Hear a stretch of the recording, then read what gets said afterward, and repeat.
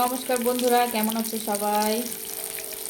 Moons কিচেনে সবাইকে স্বাগত। আজকে করব দেখো, এই যে মাছকে ভালো করে ধুয়ে নিয়ে লবণ হলুদ মাখিয়ে এই যে লাল লাল করে ভেজে নিচ্ছি। ভাজা চলছে, কিছুটা ভাজা এই যে হয়ে গেছে। আজকে করব আম সর্ষে মাছ, আম দিয়ে সর্ষে বাটা দিয়ে মাছ। আমটা বেটে দেবো, তার জন্য এই যে মাছটা ভাজা হোক। এদিকে করে নেবো মশলা। এই দেখো, এর মধ্যে দিয়ে দিয়েছি এই যে সর্ষে, পরিমাণ মতো ধুয়ে নিয়ে নিয়েছি।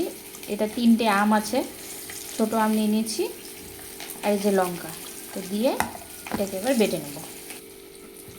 এই যে আমাদের সম্পূর্ণ বাটাটা হয়ে গেছে, মাছ ভাজা হয়ে গেছে, তুলে নেব।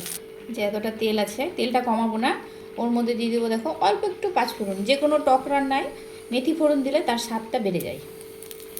এবার বাটাটা দিয়ে দেবো, পরিমাণ মতো হলুদ, পরিমাণ মতো লবণ।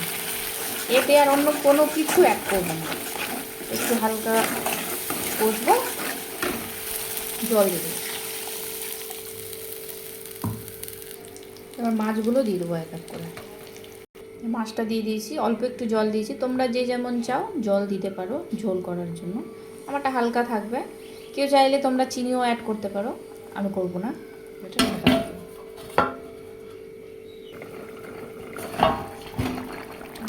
মাছটা একদম হয়ে গেছে, নামিয়ে নেবো। তোমরা চেক করে নিতে পারো লবণ মিষ্টি। এই যে আমাদের মাছটা একদম কমপ্লিট হয়ে গেছে, রান্নাটা নামিয়ে নিয়েছি। তোমরা বাড়িতে ট্রাই করো, দারুণ হয় খেতে। টাটা।